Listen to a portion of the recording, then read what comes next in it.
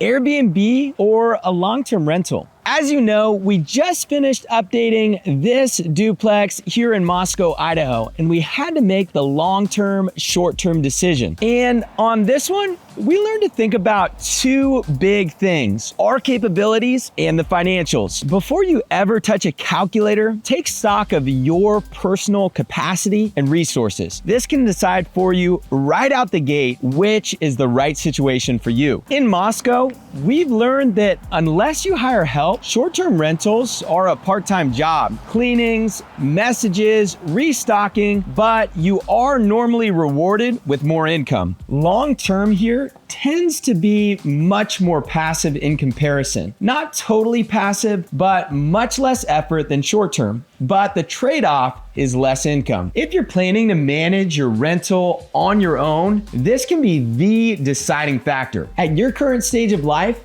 can you handle the level of effort an Airbnb requires? Or do you need something with a little less input? Financials between long-term and short-term rentals look very different from each other, which is the second decision point. After expenses on this property, our net earnings are $1,300 more than a long-term rental each month, or about $15,000 per year. So does short-term leave meaningfully more in your pocket after expenses? Yes, but it's also about your priorities and the restrictions on how you can use that income. Let me explain. Short-term rental income is like 1099 income, like owning your own business. It can't be used on a loan until you have 2 years of history to show your lender. That's not ideal if you want to purchase another property fairly quickly. But the extra monthly profit does help to restock your cash reserves or offset your monthly mortgage payments better. On the other hand, long-term rental income is a lot like W-2 income. You can use it for your next loan without waiting 2 years,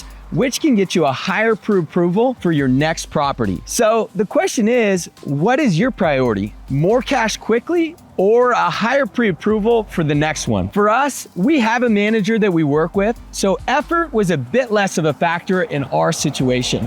Our priority was to replenish the reserves we spent renovating the property, so we decided to go the Airbnb route on this one. But you can see how for a different situation, you'd make the opposite decision. I would love your feedback. Was this helpful? What questions do you have? Let me know down in the comments, and make sure to follow for more practical Moscow real estate investing advice.